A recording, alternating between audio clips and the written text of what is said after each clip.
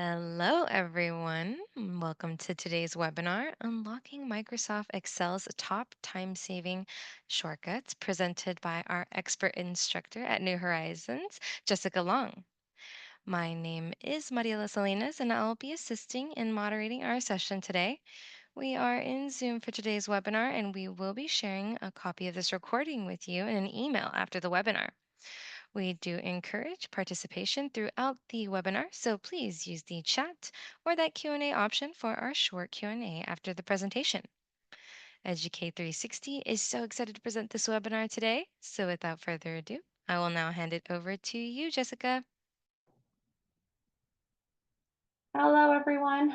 Welcome to our webinar. So with our webinar today, we are going to take a look at some keyboard shortcuts that can make you a lot more efficient. We'll also talk about some functions and charting, and then some VLOOKUPs and some extras that can make you a little more proficient inside of there. With the keyboard shortcuts, and I'll kind of show this on the slides as we go through, I will go through some keyboard pieces helping you, again, edit the different steps. Keyboard shortcuts for navigation, some for our dates, our formulas, formatting, and tables and charts. So I'll go through those as we kind of go into our files as I'm going through the steps. So one of the first keyboard shortcuts that I do love mentioning, and I like staying on my keyboard as much as possible. When you have a cell and you need to edit that cell, your function 2 key is one of the easiest ways for you to go ahead and edit into that cell there. So your function 2 key, nice little tiny key at the top there. Navigating around when you're looking at moving through your data, your control key and your arrow keys can make your life a little easier jumping from the start of your data to the next empty cell. So if I did control and down arrow, I would get to my nice empty cell, last cell of my data inside of here. Same thing with control and right arrow, you'd go to your last column, control and left, first column, and control and up inside of there. Now, with our navigation, there's also a way to select, and I'll kind of show you that step when we go inside of our function here. Looking inside of our functions on the side, some of the really great functions we can use are called specialized functions. And what they do is they take our basic functions and they go ahead and make it so we can give criteria to them. So what we want to do here down column J for our different flavor types is we want to count how many sales that flavor type had. So inside of J2, I'm going to start off like we normally do for any of our formulas or functions with our equal sign. Then because I am counting, I'm going to go through and tick mark how many times it was seen there. We're going to do a count if. And as we start typing, we can pull from the formula autocomplete with a nice little double click or tap. And COUNTIF has 2 arguments inside of it. It needs the range where you're looking and the criteria what you're looking for. So for the range, I'm actually going to use another keyboard shortcut here. With the range, I'm going to select B2, which is the start of our flavor. And then I'm going to go ahead and do a control shift down arrow. And that'll actually select it all the way to our last one, which as you can see is 600 rows inside of there. So as I scroll back up, you can then see the formula would have, and what they actually did for us inside of here is they actually used what's called a name range. If I hadn't had the name range turned on, it would be B2 colon B600. But what they had done was they had selected it. And what they did was they went inside this nice, lovely name box in the upper left-hand corner, and they named it ice cream. And that name can't have any spaces in it. I will go and show you this step in a second in the next formula we're going to do. But that's what they called it for us to make our formula a little bit easier. So we have that piece in, comma, and then the criteria, what is it we're looking for?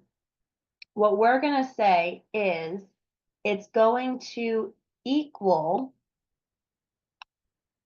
whatever's in I2. So we can just simply click on the cell here and say I2. So that'll only look for the Prince Harry's praline. Then I'll do a nice little enter, which would go down, or tab, which would go to the right, or control enter. And now it's tallying up how many Prince Harry's praline was in there. And then if I go into the bottom right-hand corner of my cell and I double click, you'll see it fill all the way down for the rest of our data. So we do have our nice little count of sales inside of that, where we counted down here. Now, another equation that we want to go ahead and take a look at. Inside column L here, we do have total sales. And with total sales, what we want to do is also a specialized function. Still looking for the ice cream flavor.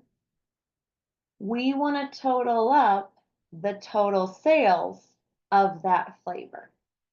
So what we're going to use is a nice little sum if. So again, we'll start off with a nice little equal sign, then sum if. And sum if has the same first two arguments as our countif, but it adds a third. Now the third is an optional piece. That's where you have that sum range in the square brackets. And those square brackets means that if you don't need it, you don't fill it in. So I'm going to go piece for piece here to go with that. With range, what we can do is we're still looking down this piece here. And since I now know that they named that for me, I'm actually going to type the name range of ice, and you'll see ice cream. I can tab or double click from that formula autocomplete to bring it in. Then, comma, the criteria. We're going to say it's going to be whatever is in I2 again. So it's going to look for Prince Harry's praline. And then this, if we got to figure out if we need to use the sum range. If I wanted to sum the first argument, I would skip it. I can't sum the first argument because the first argument is text. So I need to look in a different column to sum. So we are going to use, after the I2, I'm going to type comma, and then the sum range is going to be from G2 all the way down. So I'm going to use that keyboard shortcut again, G2, Control Shift down arrow. So you'll see my G2 colon G600, but there is something I need to do real fast. When we made the name range, what it does do is create absolute referencing, so it holds on to that range. When I go to copy this down, it'll start moving down with me. So I need it not to move from this range. And the keyboard shortcut to get absolute referencing is our function for key at the top of your keyboard. So if I do the function for, it gave me $2 for one of them. I now need to click by the other and do a function for that one.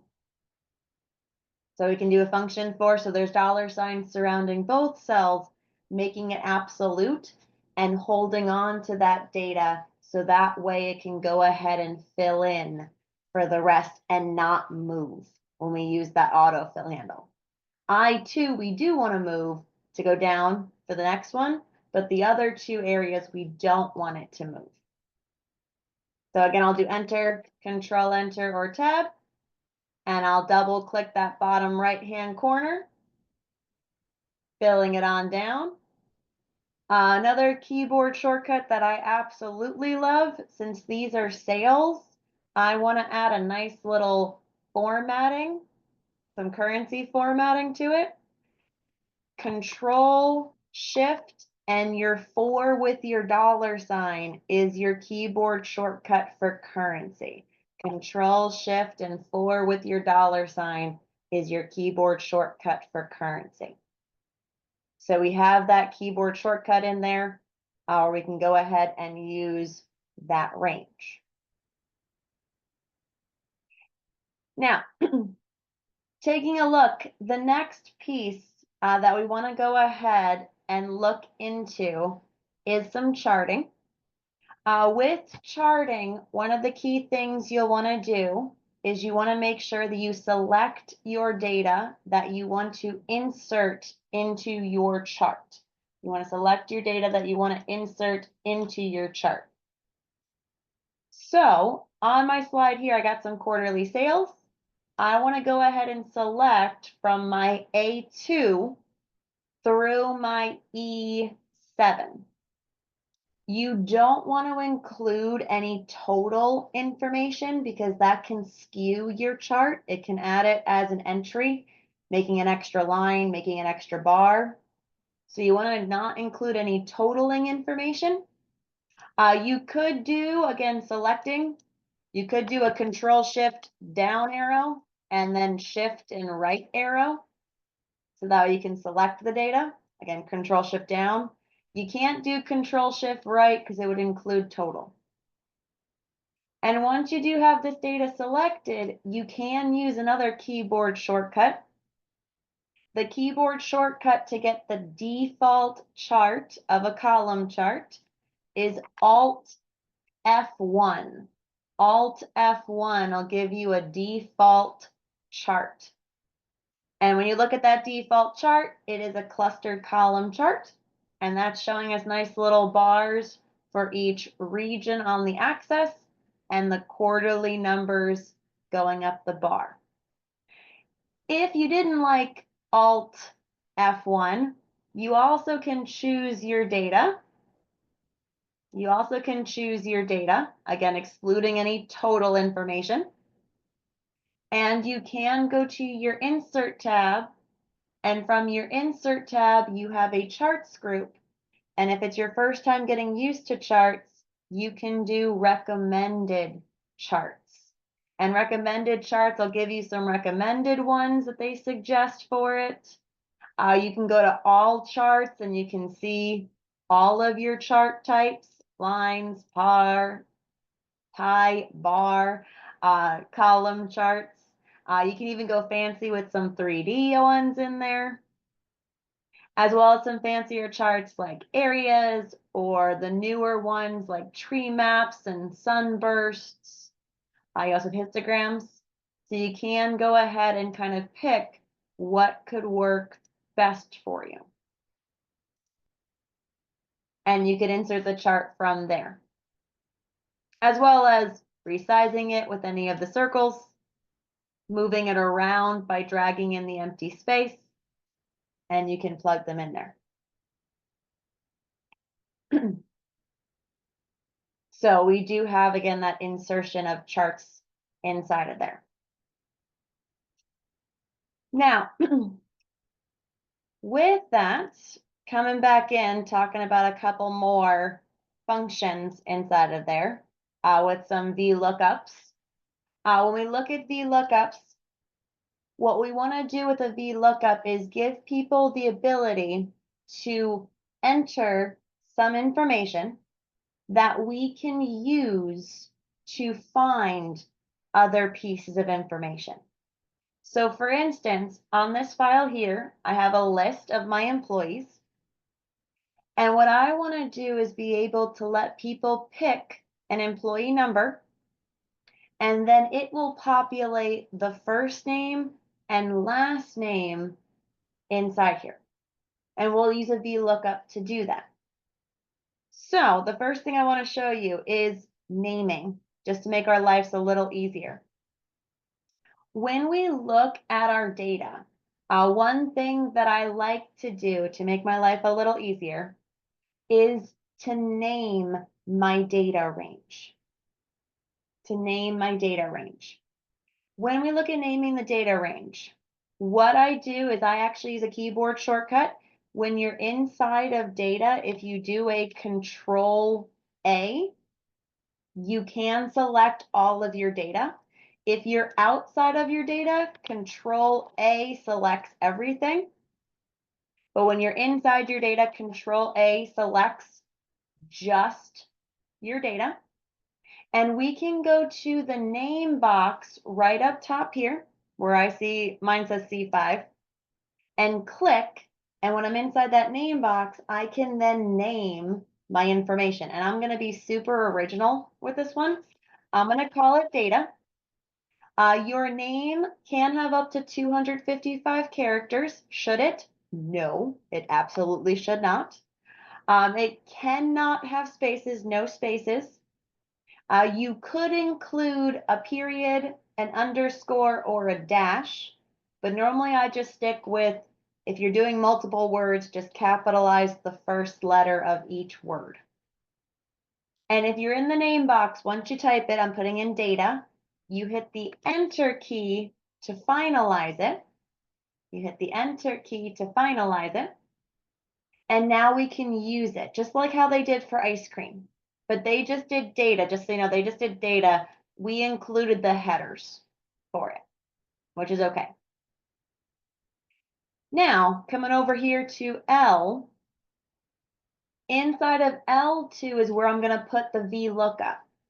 I'm going to say equals, and it's V for vertical, and L, and you'll pull it up. There are other lookups. VLOOKUP is probably the most common. It's going to look vertically for you, across, and then down. There is HLOOKUP. It looks, sorry, vertically, it looks down and then over. Brain just blanked there. Down and then over. There's horizontal, that's out and then down. And there is a new one for 365X lookup. But again, VLOOKUP is still probably the most common one out there. So VLOOKUP, with VLOOKUP, it goes, okay, what am I looking for? And that's going to be this cell. It's the cell people will type into. So that's going to be K2, comma, table array is where is the data. The data is inside of our large data set called data. So I can type it in with the name range and double click on it. Comma, column index number goes starting with your first column. How many columns to the right is your answer? So when it's first name, we got 1, 2. You always include your first column. So we would type the number 2 here. And then something I tell to all of my students, if you notice here, the fourth argument range lookup is optional. It's got the square brackets. What it means when it's optional is that it allows for approximate matches. And here's the thing, I've never seen that work properly. So what I tell all my students is go for exact match or the word false. And here's why. What approximate match is supposed to do, if they get close, it's supposed to find the closest one. So if they got 5808, but there wasn't one, it's supposed to find the closest one. It's never worked and it's given the wrong answer more times. While exact match would say, hey, you didn't put the right one in, try again. So it gives them an error message. And I'd rather give an error message than give a wrong answer. So I tell all my students to go with false. And then enter, control enter, or tab. Now we're seeing here's SW5809. There's Sydney. And we could do it again for last name, but I just want to show you what it does here. If I come here to K2, and I were to type in the next one here, let's say SW, I'm going 5387, there's Charles.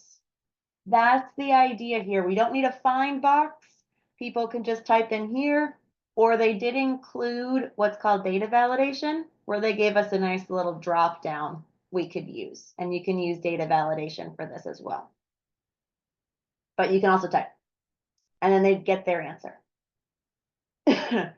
So with that, that kind of concludes our nice little keyboard shortcuts, looking at our functions, charting, and then our nice little VLOOKUPs and name ranges for that piece there. Now, so looking at, I see some of the questions in there. Teresa, we don't include totals inside of a chart because what it'll do is it'll actually create an entry for it. So if I were to do this real fast and grab my data and make a chart for it, just so you can see it, again, default chart, it creates an entry inside of there. That's why you don't include the total row in there. If you wanted to see totals, what I might suggest, and we don't cover this in this little webinar here, is you might want to take your data and kind of maybe create pivot tables, or you might make a chart where it is just total, where you could select, okay, here's my quarter, my regions, and then here's the total. And when you select those two and then Alt F1, you could make one that's just the totals. So you could select data and be selective of it to then fill in here's the total sales. But yeah, I don't really put them together because now it looks like it's its own entry versus like, no, that's not it. And then Joe, am I intentionally using ranges rather than tables? I was intentionally using ranges because a lot of people are still using ranges inside of there. But one thing that we could do is we could convert the data into a table where I could select this. Keyboard shortcut for that is Control T. And I could make this a table. And when it does do that, it does do some formatting to it. And if you didn't want to do name ranges, you could just use your table name, which table names have the same rules as name ranges, where I can call this employee data and enter. And then I could use that name inside of my VLOOKUP.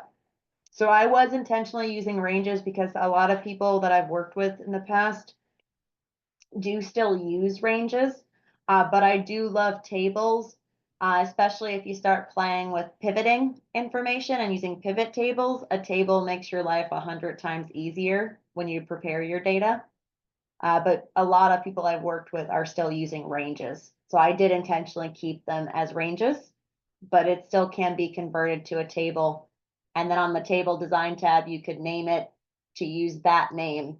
If I did a VLOOKUP now, same cell, comma, the table array could be the employee data table. This one would be third column and then false. And it would give us the same answer here. Let me get the first number here. SW 5809. Sydney Davis.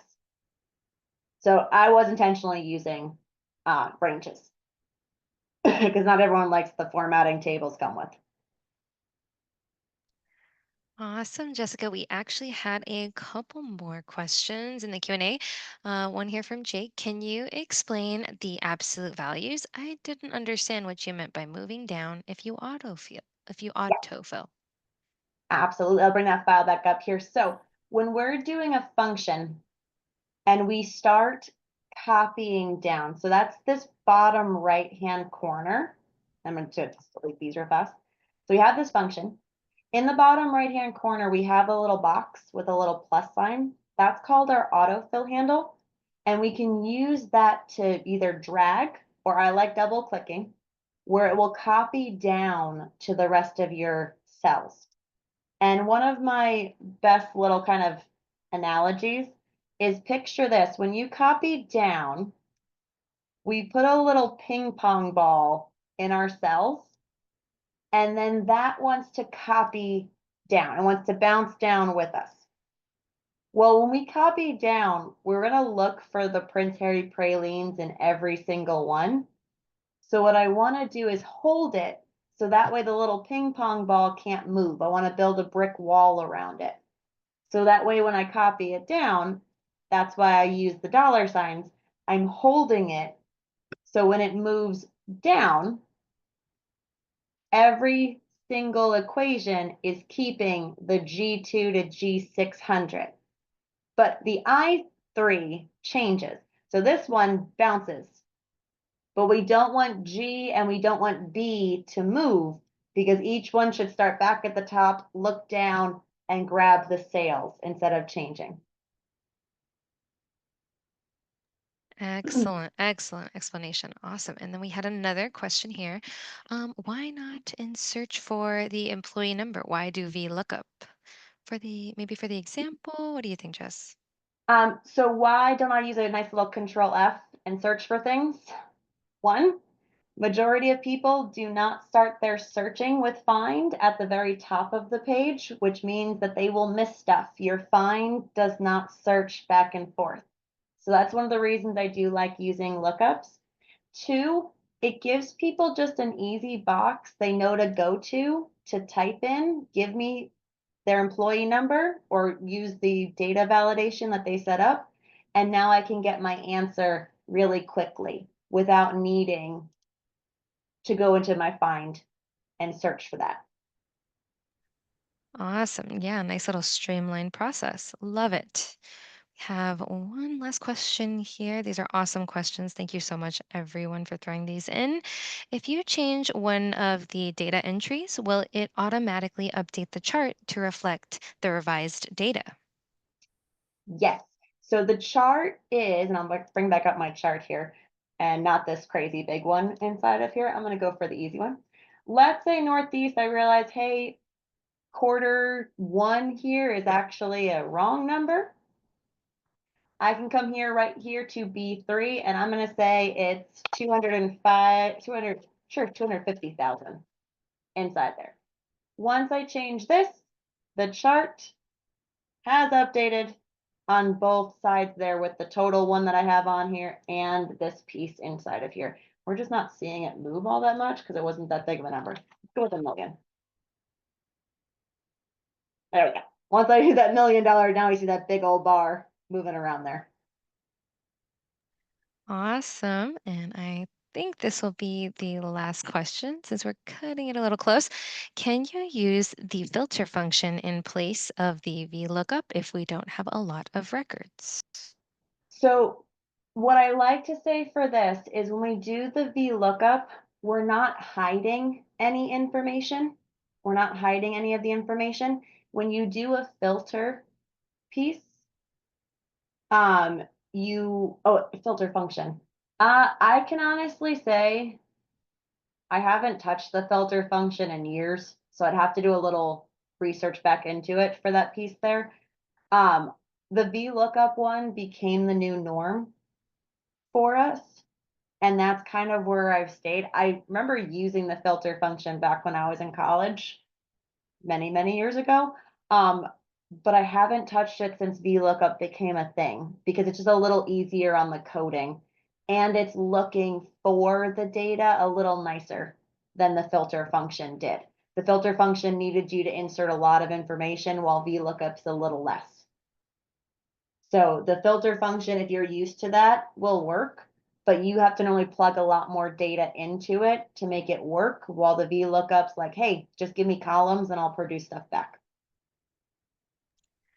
That's amazing to know moving forward. I love that. Beautiful insight. Alrighty, I will cut that off as our last question. Thank you all, audience, so much for your questions. But I also wanted to let our audience know before we go that as a New Horizons exclusive benefit for attending this webinar, we have a free digital achievement badge for Microsoft's PL 900 course. I went ahead and dropped the link in the chat. And if you're unable to redeem the badge right now, or you're watching a recording of this webinar, you can absolutely still gain access to the free badge with the link you'll receive in an email after the webinar. So be on the lookout for that. All righty. Thank you so much, Jessica. Not a problem. Thank you guys. Absolutely. And if anyone needs any more info on this topic, please do not be afraid to visit us at newhorizons.com. We'll see you all very soon. Thanks so much for attending. And thanks again, Jessica.